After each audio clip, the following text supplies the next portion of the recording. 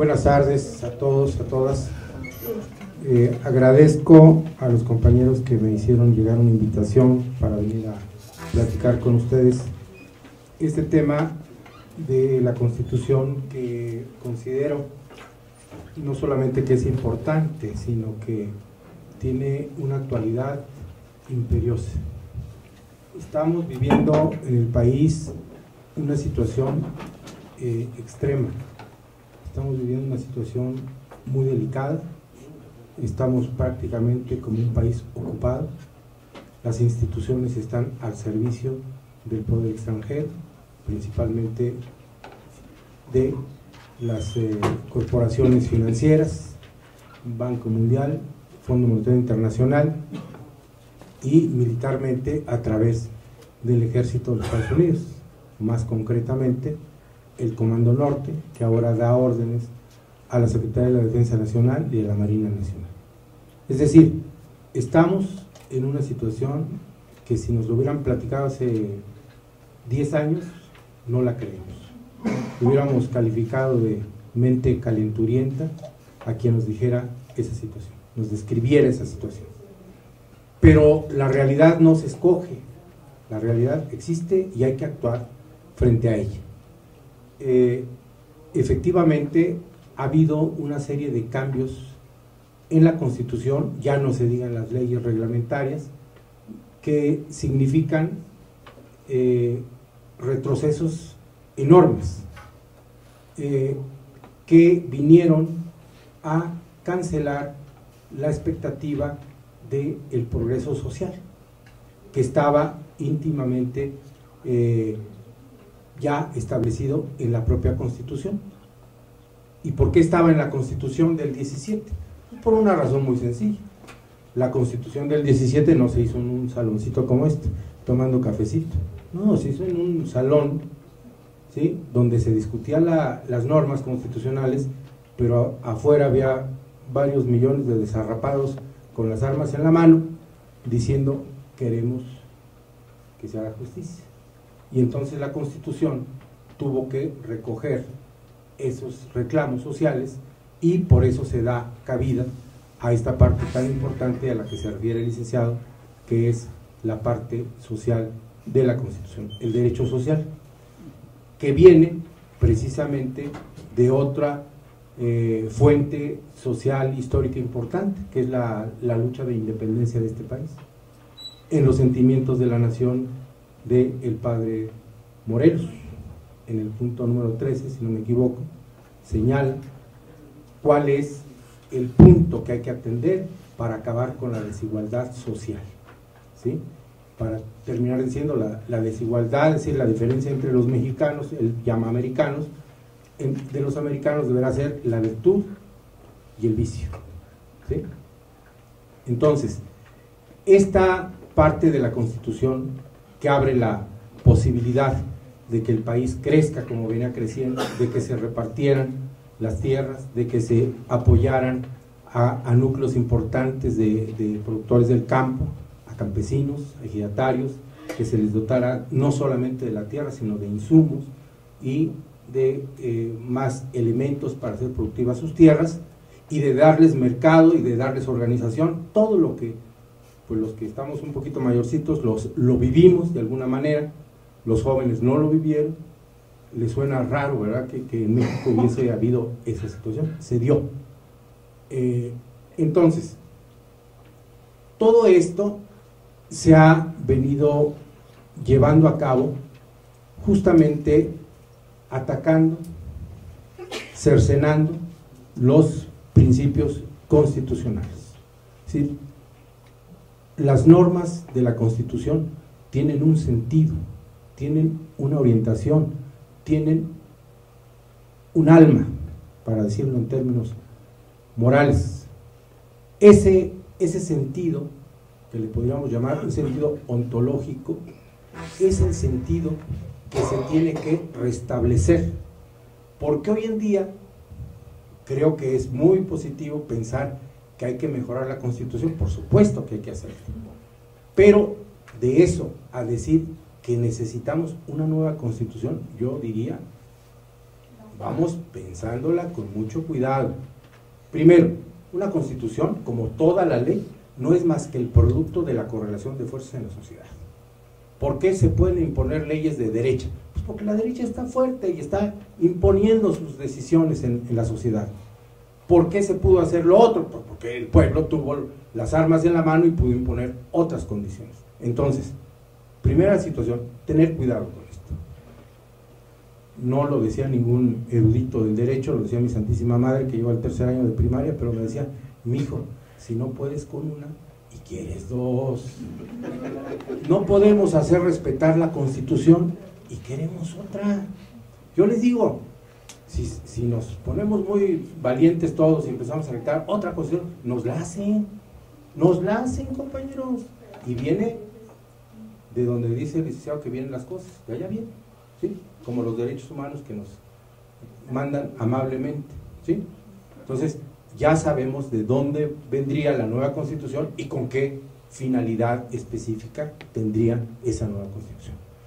La nueva Constitución tendrá que ser, desde luego, el resultado de un movimiento social que sea suficientemente fuerte, que cambie la correlación de fuerzas, que tenga alianza internacional para tener contrapeso al enorme poder que tenemos encima de nosotros, que ya sabemos quiénes son. Entonces, es un asunto muy cuidadoso.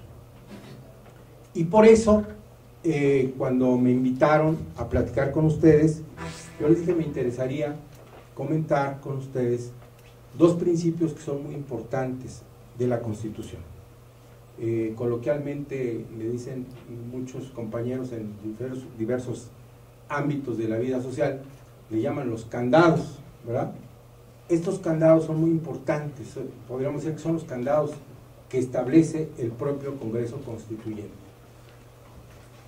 y que son los principios que están contenidos en los artículos 135 y 136, que es el penúltimo y el último artículo de la Constitución. El Constituyente del 17 establece estos principios justamente para proteger esa orientación nacionalista y esa orientación social de la Constitución, con todas sus fallas, con algunas de las que yo coincido plenamente aquí con el licenciado, por supuesto, pero con todo y esas fallas, con todo y todo, la Constitución es un cuerpo, ¿sí? Que lo sabemos, es un pacto social que no nos lo regaló nadie ni nos lo trajeron muchachos de Harvard. Entonces, el artículo 135, ¿no lo tenemos? Sí. Ahí está. Establece en su primera línea, ustedes vean, puede ser adicionada o reformada. ¿Qué quiere decir esto? Pues quiere decir que la Constitución solamente puede ser, se le puede agregar algo que le falte para completar su objetivo, ¿sí? No es agregarle lo que se le quiera agregar, no, es lo que se le debe agregar para actualizarla, para mejorarla, para hacerla más eficaz, en fin. Ese es el sentido del término adicionar, es agregar con la orientación de que se cumpla la Constitución. Y después dice, o reformada, ¿qué es la reforma?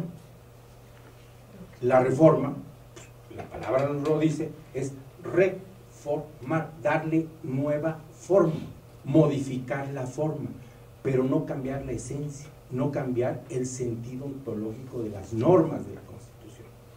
Por eso, algunos hemos dicho con todas sus letras que lo que han hecho en los últimos gobiernos, especialmente en este gobierno de Peña Nieto, es que no se ha reformado la Constitución, se ha mutilado, se le ha quitado el sentido que tenía, por ejemplo, el artículo 27, el artículo 25, el artículo 28, respecto a los hidrocarburos y a los energéticos en general. Bueno, entonces, aquí es muy importante tener en cuenta este artículo, ¿sí?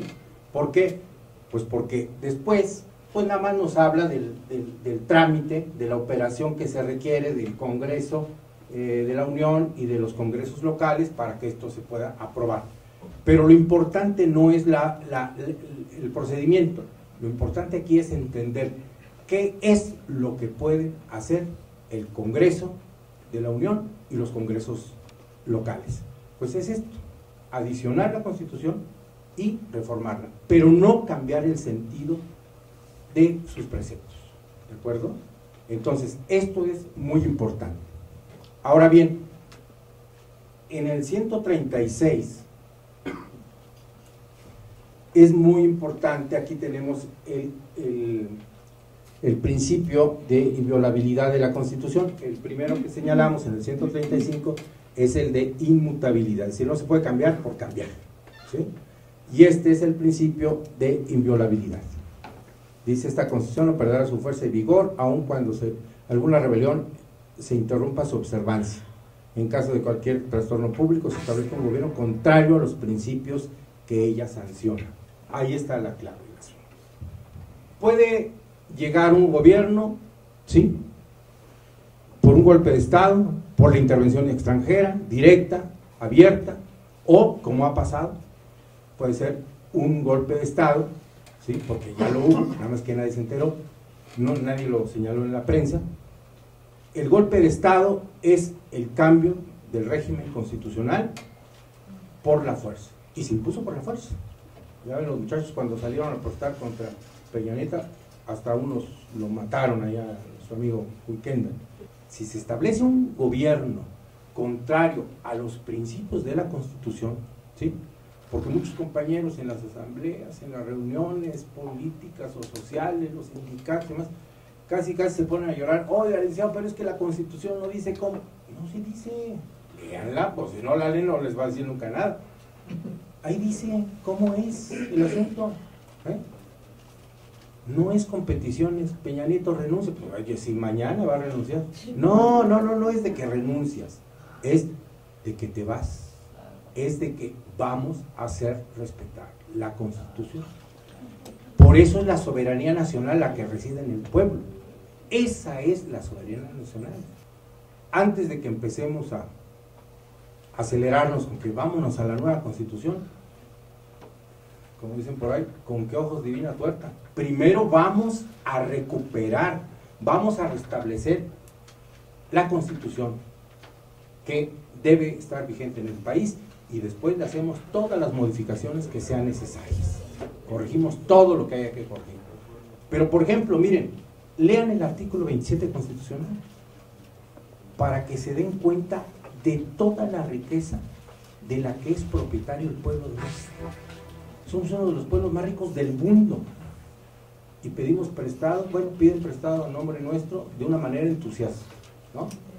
Y vemos a la gente y la gente dice: no, pues es que somos muy pobres. No somos pobres, somos empobrecidos, que es distinto, porque somos dueños de toda la riqueza material de este país, pero somos privados de esa riqueza y entonces pues, nos convierten en pobres o miserables. Entonces, eso es importante reflexionar para entender estos principios importantes de la Constitución. Yo aquí lo dejo, ojalá y les haya abierto un poquito la inquietud para que lo estudien y lo empecemos a debatir con muchas gracias.